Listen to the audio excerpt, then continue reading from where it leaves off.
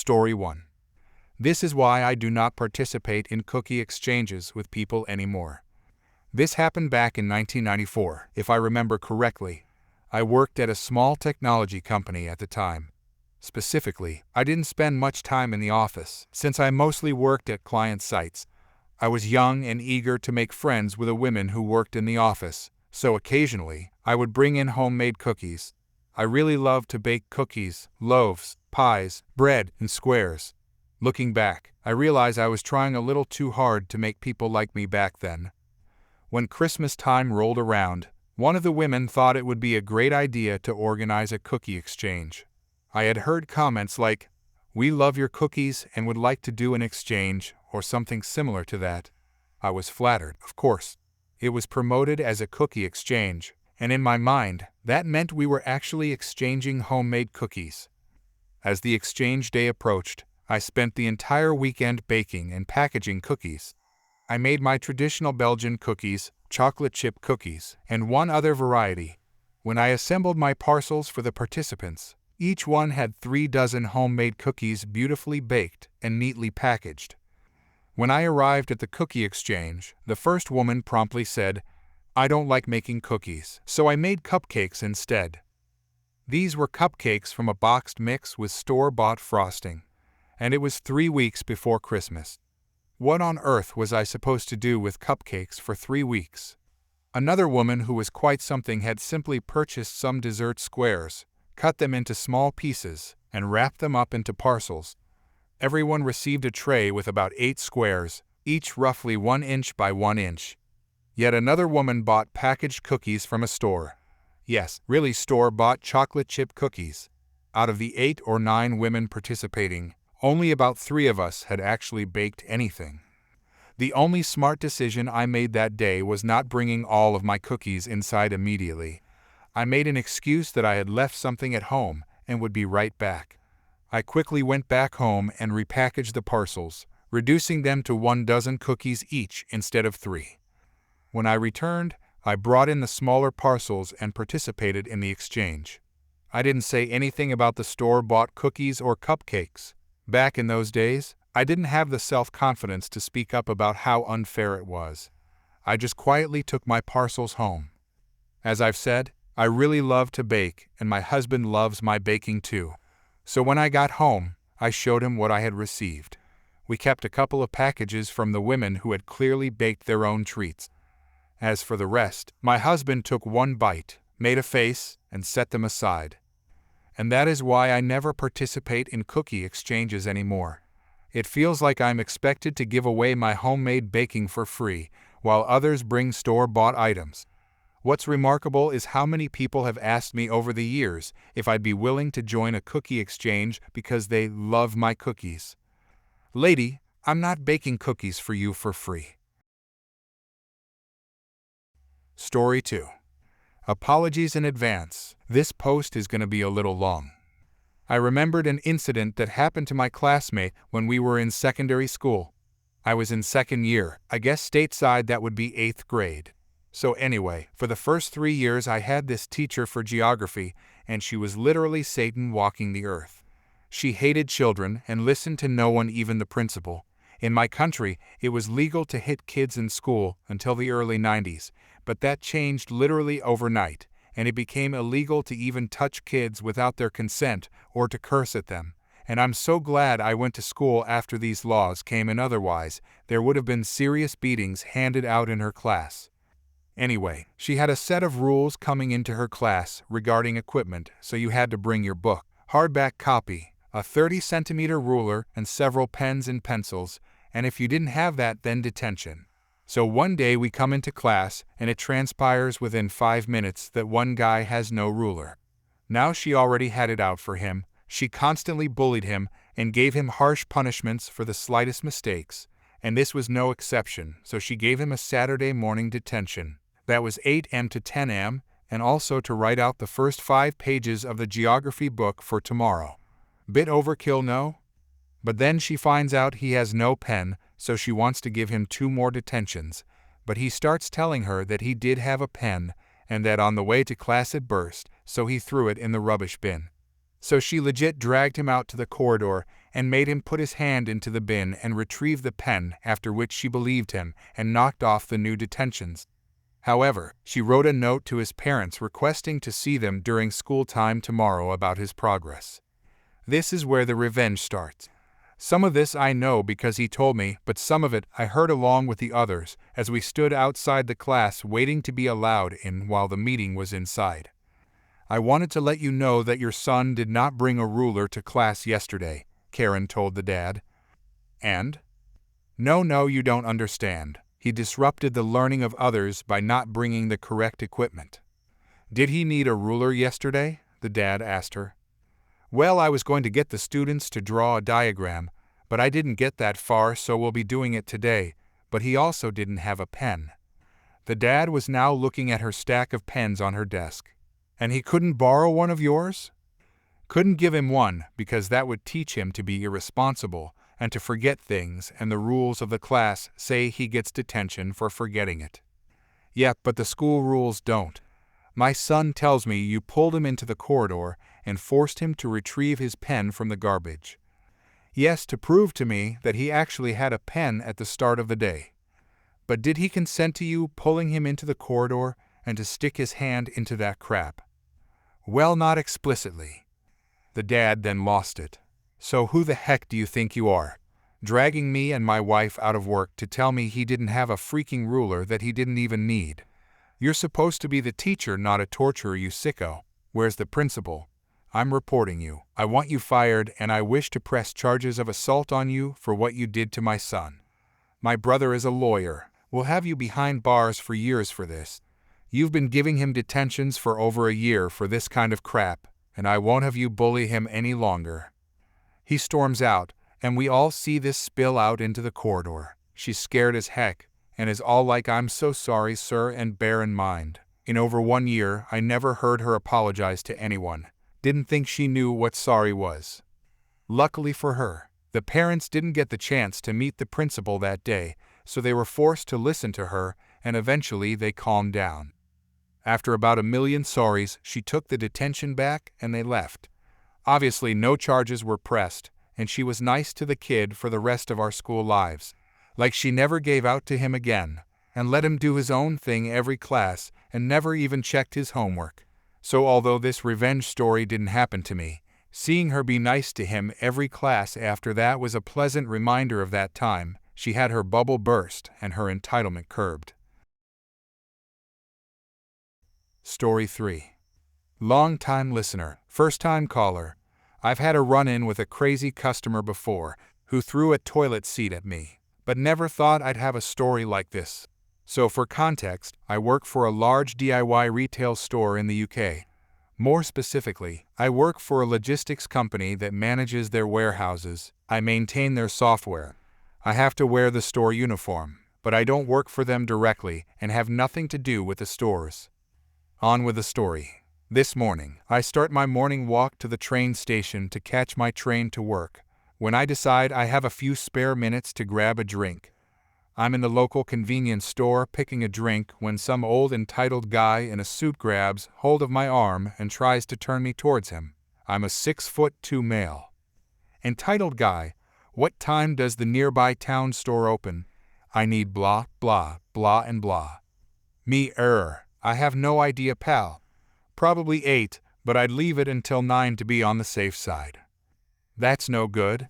I'm at work at 9 and I have people coming to work on my kitchen today. I'll be late to work. They might be open sooner. There's the opening times on Google if you want to give them a quick look up. Anyway, I need to catch my train or I'll be late to work myself. Where do you work? The warehouse in other nearby town. That's why I can't help you with the stores. Well, I'm not going there. I'll give you a lift to nearby town and you can get me the parts. I'll explain why you're working there today. What I try to say is, whoa, I'm really sorry, but I can't turn up to somewhere I don't work and start getting stock for a stranger. As soon as I finish the word can't, he interrupts me. This is ridiculous. I've come out early, out of my way for this. You need to be more accommodating. You need to adapt to service your customers. Why should I do anything for you if you're not willing to do that for me? By the time he's finished, I'm looking at the time on my phone. I'm afraid I'm pushing it to queue up for my drink and get the train. Now I just need to get to the platform. He's blocking my way out of the shop, so I put my arm to one side of him and start to push past. Me. Yeah. I'm pretty sure you're not doing anything for me. I've got to get going. Good luck with the store. He grabs hold of me again. No, get your face out of that thing and listen to me. We're going to that store and you're going to get those parts. At this point, I have no idea how to react. I've been calm the whole time, but now I'm just dumbfounded by this guy. I try to say something witty or think of something to diffuse the situation, but I just come out with, "Get lost away from me," before breaking away and making a run for the station. He yells something I don't quite catch and just managed to catch my train as it was pulling into the platform. Story 4. So today, I met a real wild Kevin, and yes, he was an entitled jerk who ended up getting arrested. Fun. Story time. I was at my local GameStop to pick up a new PlayStation 4 game and a replacement screen protector for my Nintendo Switch. I pulled up, mask on, and went inside. It was quiet. No one else was in there.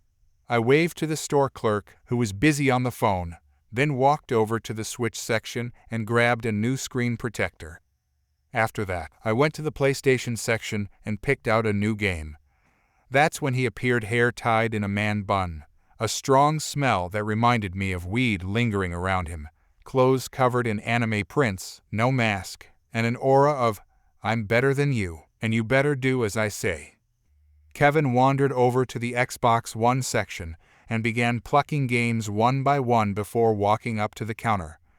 "I'd like to buy these," he said. The store clerk reached into a drawer and pulled out a disposable mask.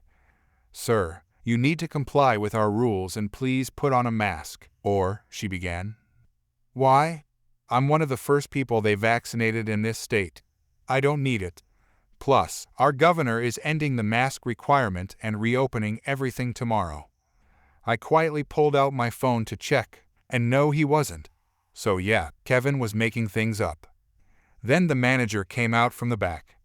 "Sir, if you don't put on the mask, I'll have to ask you to leave, or I'll call security to escort you," he said firmly. "Ugh, fine," Kevin groaned. He snatched the mask and lazily placed it over his mouth, but not his nose, while the clerk started ringing up his items. "Do you have a rewards card?" she asked politely. "Ugh, just ring me up," he snapped with the highest level of arrogance, like she'd just insulted his messy man bun.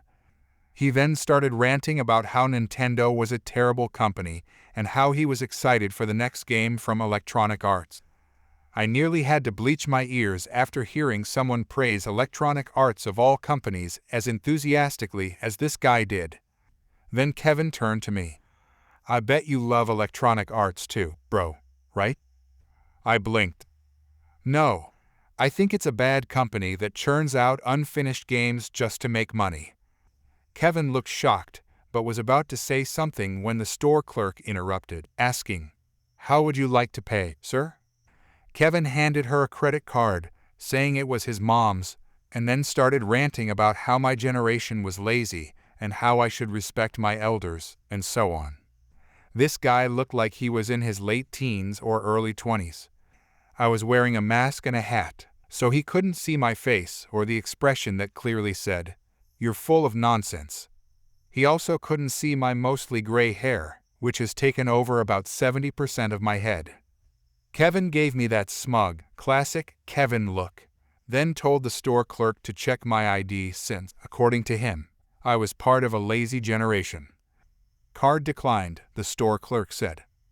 "What? Swipe again?" "Declined," she repeated. "What?" Kevin stammered. "When a card doesn't work, it's either because there's no credit or it's stolen," I said calmly. "Be quiet, you," he began, but stopped before finishing with something unpleasant. The store clerk tried again. I raised an eyebrow because this guy, pale as bread, was making a fool of himself.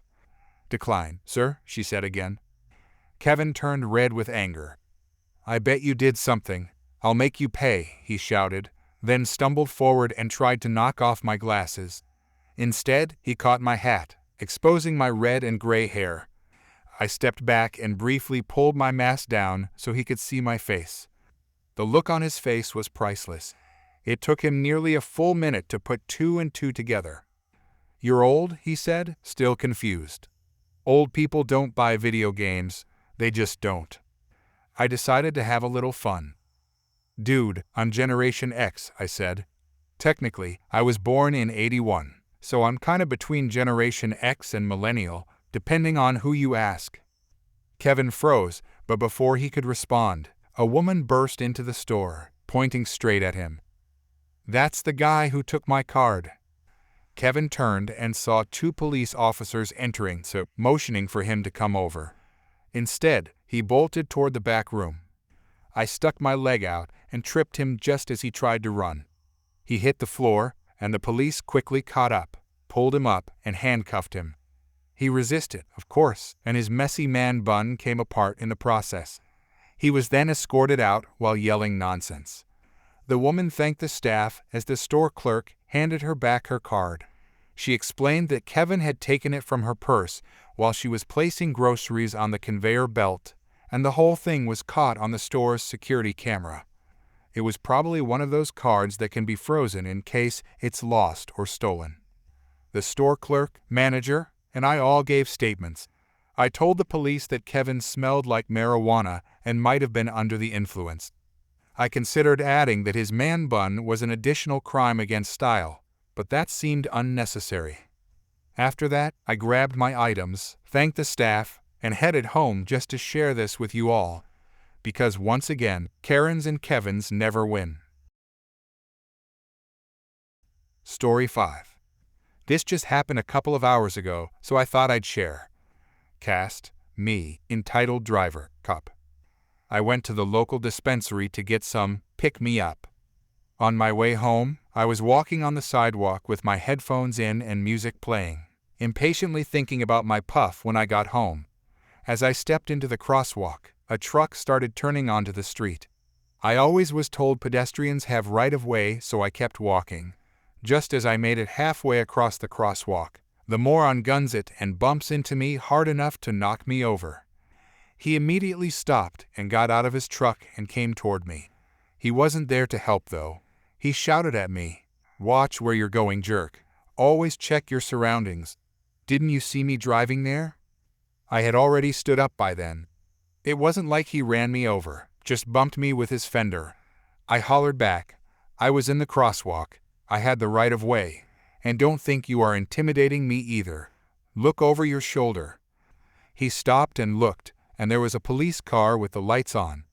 They were in the car behind the one who waited for me to cross, before the moron in his truck, and saw the whole thing. When he saw them, he turned a very odd greenish color.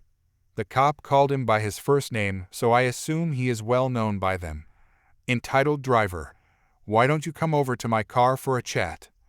The cop said and asked me to stick around for the report. I watched as the cop cuffed the guy and put him in the back of his car before he came to me. "I saw everything," the cop started. "He is getting charged even if you don't want to press charges. But if you do press charges, you will need to write a statement." I agreed. There was a tow truck that came to get the man's truck, and I got to finally ride in the front of a police car, rather than the back until we got to the station. I was let out in front, and they took him into the lockup bay then to holding. I wrote what I said at the beginning of this and signed it, as well as pressing charges. I would have let it go if he missed me, but I am now sporting a huge bruise from the top of my left hip all the way to just below the knee. I don't know who that idiot was and don't care. Act like a jerk and get treated the same. Maybe when he gets his license back, he might be a better driver. One can only hope. I haven't heard about the court date yet. With all going on in the world today, it could be a long time. Story 6. Grab a cup of coffee or tea, because this is a long story. I apologize, but hope it's worth your time to read. My revenge began with discovering my wife's infidelity. Let's call her Carrie. After 14 years of marriage and 3 kids, I saw a text appear on her work phone for just a few seconds that would forever change my life. It was a message that was sexually graphic and had no business being on anyone's work phone. It was on the lock screen and the sender's name was visible. Let's call him Perry. Background: I married Carrie when I was 25 and she was 22. I was teaching high school at the time and she was a registered nurse. After having our first child, Carrie became a stay-at-home mom. Money was tight, so I took on an admin role in my department and coached 2 sports for the stipends. We made it, and after a few annual pay raises, I stopped coaching and took advantage of a program to earn an administrative credential. Once I made the jump to administration, our last child was ready for preschool and Carrie decided she wanted to go back to work. Nursing jobs are always available, but they're not always the best positions. Carrie pretty much had to start back at the bottom, working alongside nurses that were a lot younger than she was and could work back-to-back double shifts that took a toll on Carrie. When she asked her supervisor about other positions, she was told that without a Bachelor of Science in Nursing degree, she wasn't going to move up. At the time, Carrie had only the 2-year associate degree in nursing degree. I told her that between preschool, after-school rec, and my retired mother, who was always willing to pick up the kids from school and watch them, I'd support her getting her the Bachelor of Science in Nursing degree. It took her 3 years, but eventually she had her degree and was promoted to a better position at the hospital. Things were good for a while. We had plenty of money, so finally moved into our own McMansion, bought new cars, etc. I'd moved from school admin to the district admin, so I had more time to spend with Carrie and the kids. She was working a more predictable schedule, and even with my often long hours at work, this change allowed us to finally take vacations to all the places we'd put on a list during our honeymoon. She kept that list in our wedding album. At some point years later, I noticed she's carrying 2 phones with her. When I asked her about it, she said that it was a phone provided by the hospital. I didn't question her explanation because my district had also given me the option of a phone or a phone stipend, which I took instead. Again, months went by, and I thought we were a happy, perfect family. I charged my phone in our den, while she charged her phones in our guest bedroom that doubled as a computer room so we could keep tabs on the kids while they surfed the web. I was updating software on the computer when I saw a light around her work phone. She had a habit of always turning her phones face down when charging them. Out of curiosity, I reached over to the phone and flipped it over. A message had popped up on the lock screen asking her when she'd like to be orally pleased again, but in much more graphic language.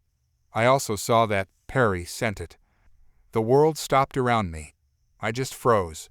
My first thoughts were, what the heck was that about? It's her work phone. That kind of message gets people fired. Then it hit me. Was Carrie having an affair? It's amazing how the brain works. I suddenly started remembering a lot of things Carrie had done that seemed odd, but I'd either dismissed them myself or immediately accepted her explanation. She was always walking out of the room to answer a call or return a text and claimed that it would violate HIPAA if I overheard her talking about a patient. I accepted this because education has similar privacy laws regarding students. She would sometimes come home with the faint smell of cologne on her clothes and claimed it was from helping to move male patients. Again, I accepted this at face value, but it always struck me as odd how it seemed to be the same scent of cologne. Once the proverbial barn door was open, I started seeing a lot of things that I'd missed before. Our love life in the bedroom had cooled off considerably, which wasn't helped by her having to leave the house at odd hours to fill in for other nurses that called in sick. I also recalled where I'd seen the name Perry before, and a call to the hospital confirmed he was a doctor there. For the next week or so, I was walking around in daze trying to put all of the pieces together. One of our kids had left a book in Carrie's car, so it was an excuse to visit the hospital. Carrie had told me personal visits were frowned upon. My kid went up to get Carrie's car key. I'd forgotten my key to her car at home. I talked to a nurse in the lobby and joked about how work phones seem like a blessing, but all they do is put you on call 24 hours a day. This led to her eventually telling me that the hospital was too cheap to give cell phones to nurses, so only high-level executives got them, which didn't include Carrie. With pretty much everything confirmed, I took some personal time off the next day to talk to a divorce lawyer. The news she gave me was horrible.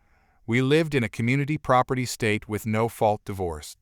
I made more money than Carrie. She'd been the primary caretaker of the kids, and we'd been married for more than 10 years. Basically, if I filed for divorce, I'd be screwed. Lose the house, pay alimony, she'd get a huge chunk of my retirement, and I'd pay child support for the next decade, unless I was lucky enough to be awarded joint custody. The worst thing she told me was that it didn't matter that she cheated. It didn't matter. I was crushed. There was only one person I could trust with this kind of information. She was a fellow teacher that had also made the jump to administration, but was stuck at a school site. Let's call her Anne. Anne had been married at 19, but her marriage was annulled when he got some other woman pregnant.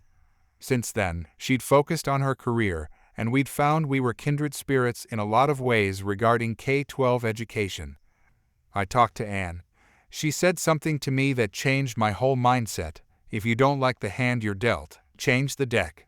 I realized I had two problems. I made more money than Carrie, and she had more time than me to be the primary caretaker of the kids. The second issue was actually kind of easy.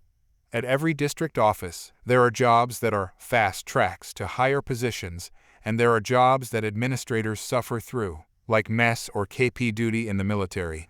One of these dead-end regulatory positions was open again. Ambitious administrators leave after a couple of years when a better position opens up. I sat down with our district superintendent and asked about being transferred to that position. At first he was shocked, but I told him that it was my time to take one for the team, and it would fill a hole in my admin experience. He agreed. It was really just crunching numbers with no personal or student interaction, so I could set my schedule, even take a laptop home and work there. With my new free time, I began taking the kids to school, picking them up from school, not leaving them in after-school rec or having my mother watch them, and taking them home. I'd help them with their homework, make dinner, etc. While the end goal was to become their primary caretaker, I can't explain how much I really enjoyed taking a more active role in their day-to-day lives. My salary hadn't been reduced, so I needed to find a way for Carrie to make a lot more money than she was in current nursing position. I remembered Carrie being mad after she'd earned her bachelor degree and a supervisor told her, "In the future, bachelor degrees will be worthless and everyone will need at least a master's degree." Carrie had worked hard to get her bachelor degree, and that supervisor's comment pissed all over her hard work. I talked her into starting a MSN program. I told her that since I had a much more flexible work schedule, I would keep taking care of the kids. She was reluctant at first. Then I said, "You could have every evening free to study or go to class, whatever you want to do." I saw her eyes immediately light up, probably thinking that she could spend more time with Perry. To make sure she was actually completing her MSN courses, I paid her tuition and fees directly to her university. It was going to take her between 2 and 3 years to finish. Those years were rough at times. I could tell every time she was rushing off or coming back from seeing Perry. There was an excitement or sense of satisfaction in her eyes that just wasn't there when she was doing her coursework. I had to either smile or pretend I didn't notice. My temper got short at times, and I found myself in arguments over petty nonsense. A couple of times I almost blew the whole charade, having to bite my tongue and apologize rather than scream insults at her that she deserved. Anne remained my confidant through all of this. I'd recommended her for my previous fast-track position, and she joined me at the district office. Anne was qualified, hardworking, ambitious, and only needed her foot in the door to impress the higher-ups. I even got a few pats on the back for recommending her after she impressed everyone. Anne and I started our own affair. It wasn't some hot-blooded, passionate romance, but two friends giving each other what they need. Without Anne, I wouldn't have been able to maintain the charade of being the oblivious cuckold. But when Carrie would come home smiling after spending time with Perry, I was able to bear it, smiling back because I had my own lover. After 3.5 years, Carrie completed her MSN and was promoted at her hospital. Her salary went up substantially and was now higher than mine. When the kids and I made her a congratulations dinner, I made a joke about her being the breadwinner for the family, and she laughed, joking back I should be a stay-at-home dad now. A month later, I went back to the lawyer, who didn't remember me at first, and told her the financial situation had drastically changed. With these new facts, she drafted the petition and filed it. When the kids were with my mother, I had Carrie served. The deputy knocked on our front door, and I let him in, pointing at my wife. He asked her name and then handed her a copy of the divorce petition. With the deputy standing there, I told Carrie I knew all about her affair with Perry, but I didn't tell her how long I'd known. I told her to go be happy with her doctor lover. She screamed at me, tried to lie, and then made the mistake of rushing toward me. The deputy stopped her and warned her that women go to jail for domestic violence, too. Now, he suggested she pack a bag to stay somewhere else. Carrie left after I promised not to tell the kids about her affair. I didn't tell the kids, but I told my mother, who told my sister, who told her kids, who told their cousins, my kids. It took a few days, but eventually the kids knew that Dad was divorcing Mom because she had a boyfriend. In the end, the court granted the divorce, giving me primary custody of our kids. Because I was already their primary caretaker, I kept the house with a promise I'd refinance to buy out Carrie's half. She was ordered to pay child support, and I used that fact to negotiate with her to give up any rights to my retirement if I bought her out. I was able to refinance my home. It was the era when banks threw money at everyone to buy or refinance a mortgage, and with a little money borrowed from my parents, I bought our Carrie's community property interest in the home and in my retirement. The day she signed all the paperwork with my lawyer finally ending any possible financial obligations to her was the happiest I'd been. I felt like I could finally breathe. I celebrated with Anne, who'd been my rock through all of it. I'm not ashamed to say that through the years I'd cried many times in her arms. Anne and I would eventually marry. She got promoted to a higher position, and I was convinced to take back my previous position at the district when my youngest child reached high school. Carrie and I got along well after the divorce. We took the kids to family therapy and worked out this co-parenting thing.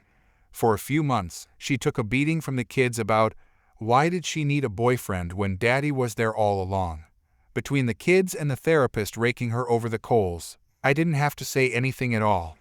Carrie missed a lot of time with the kids because of her now legitimately busy work schedule, and I actually felt bad that my kids were missing time with their mother, so encouraged them to talk to her on the phone instead. When Carrie found out that I'd proposed to Anne, she congratulated me. I told her it's okay for her to marry Perry, too. She got sad.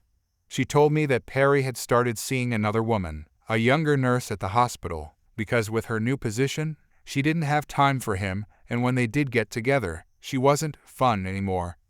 My ex-wife, the woman who cheated on me and destroyed our marriage, was looking to me for sympathy. I had none to give. What I had was years of anger and frustration. Years of knowing my wife was cheating on me. I'd lost weight from not being able to eat. I'd suffered hypertension and had to confide in my doctor why it wasn't the stress of my job. I had to listen to my dentist complain about how I was grinding and listening to him tell me I'd need dental implants if it kept up. But in the end, it was all worth it. Sure, Carrie got a big payout when I bought her out of the house and my retirement, which she was trickling back to me through child support. But she lost everything else. Her kids only saw her every other weekend and spent a couple of holidays with her. Perry dumped her, and he was no great catch anyway, since he was twice divorced with 5 kids and paying alimony and child support through the nose.